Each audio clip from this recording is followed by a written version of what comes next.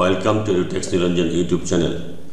পশ্চিমবঙ্গের রাজ্য সরকারি কর্মচারীরা যারা আছেন, যেমন নার্সিং স্টাফ যারা আছেন, তারা গভর্নমেন্ট এমপ্লয়ি। সমস্ত গভর্নমেন্ট এমপ্লয়িদের ক্ষেত্রে 8 বছর, 16 বছর এবং 25 বছরে একটি করে ক্যাশ অর্থাৎ ক্যারিয়ার অ্যাডভান্সমেন্ট স্কিম বা অতিরিক্ত ফিনান্সিয়াল বেনিফিট তারা পেয়ে থাকেন। তো গত 31শে আগস্ট 2023-এ 8, 16, 25 বছরের যে ক্যাশ তারা পেতেন সেখানে একটু অ্যামেন্ডমেন্ট করা হয়।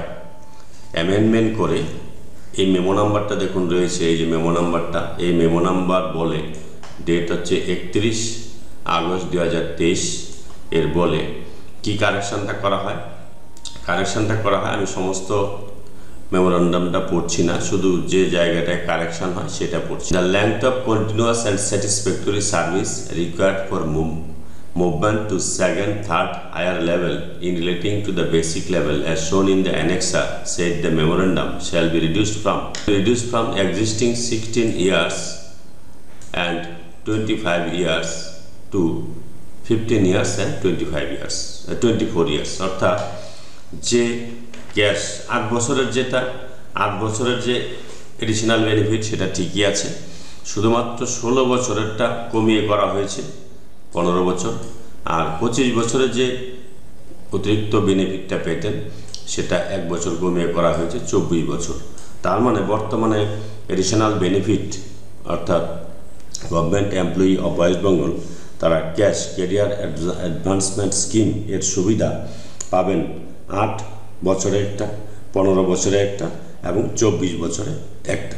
8 বছরেরটা কমনই রয়েছে, 16 বছরেরটা 1 বছর কমিয়ে 15 করা হয়েছে এবং 25 বছরে যেটা লাস্ট সেটা ছিল সেটাও 1 বছর কমিয়ে 24 করা হয়েছে। অর্থাৎ বর্তমানে 8, 15, 24 এই তিনটি তারা ক্যাশ ক্যারিয়ার অ্যাডভান্সমেন্ট স্কিম বা তারা ফিনান্সিয়াল বেনিফিট পাবেন। এতে তাদের গ্রেড পে অনেকটাই বেড়ে যাবে এবং স্যালারিও অনেকটাই বেড়ে যাবে।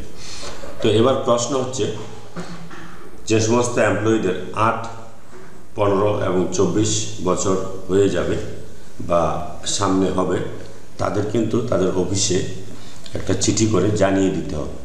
কারণ হচ্ছে একটা অফিসে অনেক কর্মচারী থাকে, প্রত্যেক কর্মচারীদের কার কোন ডেটে 8 ইয়ার্স, 15 ইয়ার্স এবং 24 ইয়ার্স হবে সেটা কিন্তু যারা স্টাফ রয়েছেন, যারা ডিলিং ক্লার্ক আছেন, তাদের যারা স্যালারি করেন তাদের কিন্তু মনে রাখা সম্ভব হয় না। ফলে অনেক সময় হয় কি, আপনারা 8 ইয়ার্স, 15 ইয়ার্স এবং যে ডেটে হওয়ার কথা ইনক্রিমেন্টটা, এডিশনাল বেনিফিটটা সেটা মিস হয়ে যায়। তার জন্যই আগে থেকেই যে মাসে স্যালারি হবে সেই মাসেই অন্তত 1-2 তারিখে আপনারা একটা চিঠি করে দেবেন। চিঠি করে তাদেরকে জানিয়ে দেবেন যে আমার 8 ইয়ার্স বেনিফিট এই তারিখে হবে, বা কারো যদি 15 ইয়ার্স হয় তারা জানিয়ে দেবেন 15 ইয়ার্স বেনিফিট এই ডেটে হবে। আর যদি কারো 24 ইয়ার্স হয় তাহলে আপনারা জানিয়ে দেবেন, তাহলে আপনার মিস হওয়ার কিন্তু সম্ভাবনা থাকবে না। সেক্ষেত্রে এরিয়ার স্যালারির কোনো প্রয়োজন হবে না। তো এই অ্যাপ্লিকেশনটা কিভাবে লিখবেন, অনেক রিকোয়েস্ট এসেছে। তো অ্যাপ্লিকেশনটা আমি একটা স্যাম্পল দিয়েছি, আপনারা এইভাবে লিখতে পারেন। ধরুন আমি একটা স্যাম্পল দেখাচ্ছি। এখানে টু দ্য বিএমওইস বা সুপারিনটেন্ডেন্ট বা এমএসভিপি যেটাই হোক সেটা আপনার অ্যাড্রেসটা লিখবেন। To the BMOH Jashodanga RS Alipurduar, এখানে আমি পুরোটা অ্যাড্রেসটা লিখলাম, ডিস্ট্রিক্ট আলিপুরদুয়ার। সাবজেক্ট কি, অ্যাপ্লিকেশান ফর ক্যাশ। এই যে আপনারা 8, 15 এবং 24 বেনিফিট পাচ্ছেন সেটাকে বলা হয় ক্যাশ ক্যারিয়ার অ্যাডভান্সমেন্ট স্কিম। এই কথাটা আপনি নাও লিখতে পারেন, এই ব্র্যাকেটের কথাটা যদি নাও লেখেন তাতে কোনো সমস্যা নেই। তাহলে কি লিখবেন, অ্যাপ্লিকেশান ফর, যাদের ক্ষেত্রে 8 ইয়ার্স হবে তারা 8 ইয়ার্স লিখবেন, যাদের ক্ষেত্রে 15 হবে তারা 15 লিখবেন, আর যাদের ক্ষেত্রে 24 ইয়ার্স হবে তারা 24 লিখবেন। আমি তিনটাই লিখে দিয়েছি, যার ক্ষেত্রে যেটা অ্যাপ্লিকেবল হবে সেটা লিখবেন। তো আমি 15 ইয়ার্সটাই ধরছি। Application for 15 years financial benefit as per order number. এই অর্ডার নাম্বারটা আমি কোথায় পেলাম, এখানে দেখুন একটা বড় অর্ডার নাম্বার রয়েছে ডেটেড 31/8/2023। এই অর্ডার নাম্বারটা একটু আগে আমি মেমোরান্ডামটা দেখিয়েছি।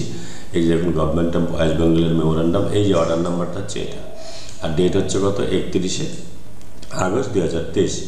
যে মেমোরান্ডামের বলে 16 বছর থেকে কমিয়ে 15 করা হয় আর 25 টাকা কমিয়ে 24 করা হয়, এটার হচ্ছে এই অর্ডারটাই আমি দিয়েছি। নাম্বারটা দিয়ে দিলাম। এবার রেসপেক্টেড স্যার বা ম্যাডাম লিখবেন। With due respect, I would like to convey you that I have joined the government service on আমি গভর্নমেন্ট সার্ভিসে 14/9/2009 জয়েন করেছি at NRS medical college and hospital. এই কোথায় জয়েন করেছেন সেটা আপনারা দিতেও পারেন, নাও দিতে পারেন, আমি দিয়ে দিলাম কলকাতা NRS মেডিকেল কলেজ। কলকাতার NRS মেডিকেল কলেজে আমি 14/9/2009 জয়েন করেছি as a staff nurse grade 2। কী হিসাবে জয়েন করেছিলাম? স্টাফ নার্স গ্রেড 2 হিসাবে জয়েন করেছিলাম।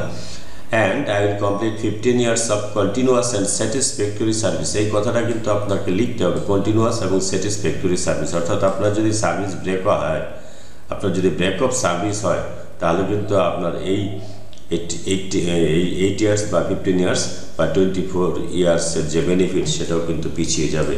ওই জন্য আপনার ব্রেক অফ সার্ভিস হলে কিন্তু যে ডেটে জয়নিং সেই ডেটে কিন্তু আপনার 8 years বা 15 years বা 24 years বেনিফিটটা পাবেন না। সেই ক্ষেত্রে আপনার যতদিন ব্রেক অফ সার্ভিস হয়েছে সেটা ততদিন পিছিয়ে যাবে।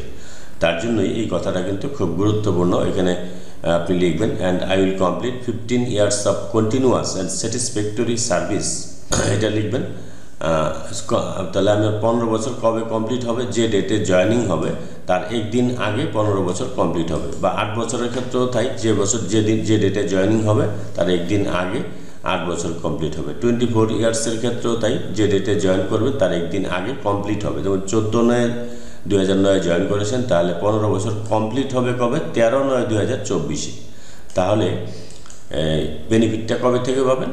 জয়নিং ডেট থেকে পাবেন, অর্থাৎ 14 তারিখ থেকেই তিনি 15 years বেনিফিটটা পাবেন। তাহলে এখানে লিখে দিয়েছি দেখুন, মাই 15 years বেনিফিট ইজ এফেক্টিভ। আমার 15 years বেনিফিট, এখানে যাদের ক্ষেত্রে 8 হবে 8 লিখবেন, যাদের ক্ষেত্রে 24 হবে 24 লিখবেন।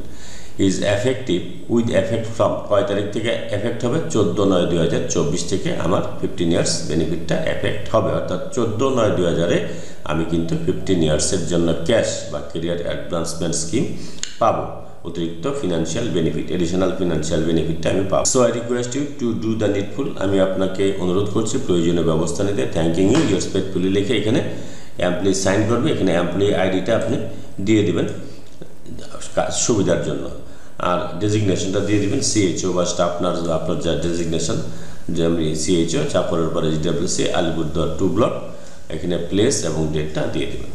এটা দিয়ে দিলে তাহলে কী হবে, আপনি যদি এটা স্যালারি করার আগে দিয়ে দেন তাহলে কিন্তু আপনার আর মিসিং হবে না। আপনার 8 years বা 15 years বা 24 yearsের যে ফিনান্সিয়াল বেনিফিট সেটা কিন্তু থেকে বঞ্চিত হবেন না। কারণ ওদেরকে অনেকেই, কারণ যারা ডিলিং ক্লার্ক বা যারা স্যালারি করেন তাদের এত স্টাফের কিন্তু মনে রাখা সম্ভব হয়ে ওঠে না। ফলে ওদেরকে একটু ইন্টিমেশন দিয়ে দেওয়া যে আমার এই 8 বছর বা 15 বছর বা 24 বছরের ফিনান্সিয়াল বেনিফিট আছে, এটুকু জাস্ট জানিয়ে দিলেই ওরা সেটা স্যালারি করার সময় তাদের এই অ্যাপ্লিকেশনগুলো দেখে যাদের ক্ষেত্রে যে ক্যাশ বা কেরিয়ার অ্যাডভান্সমেন্ট স্কিমগুলি হবে তারা সেটা কিন্তু করবে। এই হচ্ছে বিষয়। এটা আমি স্যাম্পল দিয়েছি, আপনারা নিজেদের মতো করে লিখতে পারেন। অনেকে চেয়েছে তাই এটা আমি করেছি। যদি ভিডিওটি ভালো লাগে please like, share and subscribe this channel to get notification of the next update. Thanks for watching this.